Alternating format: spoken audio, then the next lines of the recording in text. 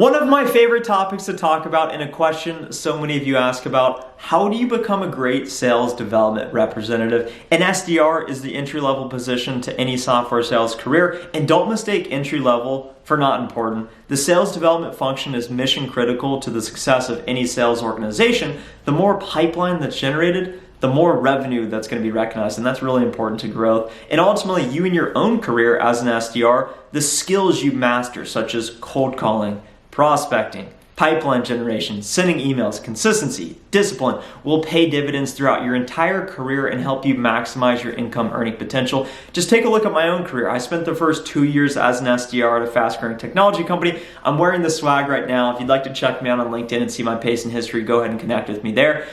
I made $50,000 year one. Fast forward 3 years later, I'm now an account executive working and closing deals because I mastered pipeline generation. Now I'm actually working on how to win deals and close them as an account executive. I now make over $160,000 a year, and that just goes to show, once you really figure it out, you could really start to move up fast. I'm gonna talk about 3 tips in this video that you can implement today to improve your success and reach your goals sooner rather than later. If you're in software sales or you're looking to get a job in software sales, make sure to hit the like button on this video now, thumbs up, and let's go ahead and get into it. The first skill that I want to talk about, and just note that a skill is the ability to do something well. So these are all skills. You need to know what they are, you need to know your competence today, and you need to know where are your gaps so that you can ultimately improve and get better, because no one's going to care about your success as much as you do, or myself. I care about your success. I care about my success too.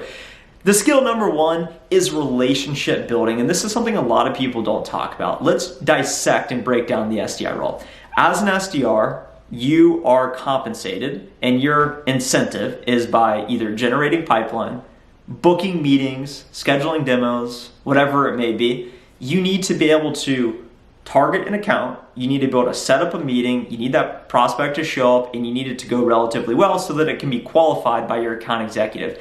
Your entire livelihood is dependent on your account executives, people like myself, qualifying your opportunities, and that can be incredibly frustrating at times, because if folks don't show up, if it's not good, then it's not going to get qualified, and ultimately it doesn't matter that you set up the meeting because it didn't go anywhere. So relationship building comes into play, because the better and closer you are with your account executives, the more breaks or favors they're going to give you. How can you build a relationship? You don't need to be the most outgoing person. What you need to do, meet with your account executive on a weekly basis. Be proactive about keeping their attention and knowing what's important to them so that you can then do the most important part, delivering perceived value.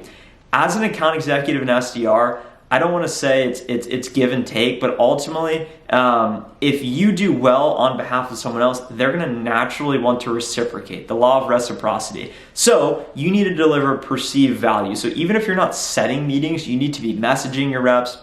You need to be sending them email updates. You need to focus on the details. And this is what so many of the SDRs I work with, I think that they have an area of opportunity, is when you set up a meeting, send the meeting notes to the account executive before the meeting so they know what's actually going on. In the counter invite, put an agenda. When you actually show up to the meeting, send an agenda and say, hey, this is why it's going to matter. It's ultimately about all the details, and the more value you deliver to your account executives, the better, more proactive you are in your communication, the more they're going to like working with you, and therefore the more breaks they're going to give you. This is your X factor. Everyone's talented, but how can you have that X factor? And it's by being given favors. It's by having that edge of your account executives who like you, and maybe they give you layups. And that's what I experienced, and that's what really helped me separate myself from the pack. Skill number 2 is so simple, but it's such an area of opportunity for all of us. It's consistency. To me, this is my competitive advantage, because think about this. What if I told you sales is just a numbers game? It really is. The more activity you put in, the more successful you're going to be. So if the expectation is to make 60 calls a day, you should be making 80. If everyone, think about that. So there's 20 business days in a month. If everyone makes 50 calls, whatever the math is on that, 1,000 calls a month, why aren't you making 2,000 calls a month? That's what I did. All I did was make more calls than everyone else, send more emails than everyone else, and prospect more than everyone else. Find more people to call them, and it's just a machine. It's just churning and burning. It's a pure variable game. If you know how many people you need to pull in, you know the exact outcome as well. So it's all about showing up each and every day. And the only way to put up crazy volume is to set a daily target and hold yourself accountable. And you got to do it each and every day. You can't just show up on Mondays and say, I don't feel like it, I'm going to get after it Tuesday. On Friday, you can't think, I'm going to take the day off, I'm going to take my foot off the gas, I'll get after it on Monday. You got to show up and deliver each and every day, and that puts you in a position to have the volume. And by doing that day after day, week after week, month after month, it will add up. And everyone who says, hey, I'm starting a new job, what do I do? The more volume you put in, the more efficient you're going to become over time. So you got to really stay committed to that, and believe me, it will pay off over time. Finally, the third skill, and I think that this is super important as well, and something I didn't realize when I was in your position, is it doesn't matter if you're a top performer if nobody knows who you are. Let me say that again. Even if you think you're the best person in your company, it doesn't matter if nobody knows who you are. It's all about the attention. People who have the attention will be given the opportunities, they will be given the trust, and ultimately it's all about being known. And how do you get known? It's by creating content like this. It's by posting on LinkedIn. And right now, you look at people on LinkedIn and you say, oh, LinkedIn influencers, that's weird, it's not Instagram. That's where it's going. You need to have a personal brand. You need to have a following. And right now, it's just an upside. Like if you're going to try and get hired at a company, and let's say you've hit your quota 5 out of 8 times, and let's say the person who's trying to get hired as well has hit their quota 4 out of 8 times, but they have a bigger social media following on LinkedIn than you, that's going to be a factor that they may get considered over you, because not only are they similar performance and skill set, but they have a following and people know who they are. And as companies that are trying to increase their brand perception in the marketplace, that's why you want people like me. That's why you want people that go out and that are going to post on LinkedIn, that are going to make videos, that are going to bring more notoriety to your brand, because that's what it's all about. It can be really scary to put yourself out there. I've been posting on LinkedIn for about a year. I'm not the most consistent person, and I don't just post every day. I think that the most foolish thing is those people that do the brand 30s or the things that are like challenges. That just shows that you don't actually know what's going on. Start posting what you think's interesting. Start posting what you think will add value to others.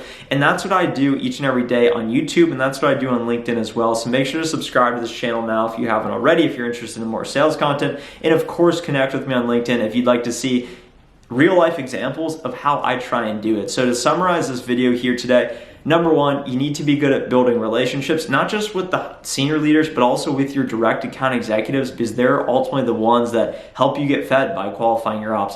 Number two is being wildly consistent. I think that this is a given, but I think it's something that's easy to talk about. But a lot of people on Tuesday afternoon, when it's time to make the calls, maybe go home a little early and don't actually do it. So that's the quickest thing that you can do to start being successful, is just show up every day and execute. And on this channel, I try and document it to the best of my ability how I do that. And then finally, build your personal brand. People need to know who you are, and that will set you apart. And ultimately, if you follow those 3 tips, if you learn how to get better at those skills, you will become a great SDR, and you will eventually become an account executive. It can feel incredibly difficult at times. You can feel like, I'm just ready to go to this next role. Be patient, know that your time will come, and it's only for a period of time. You're not going to be in this SDR role forever. So keep grinding, keep getting better, go figure out and be consistent this week. Thanks so much for watching this video. Comment anything down below. Comment your biggest takeaway, or comment what has helped you become a more successful SDR. It also would help with the algorithm. Leave a like on this video below as well. Shameless plugs. And of course, I'll talk to you in the next video. Peace.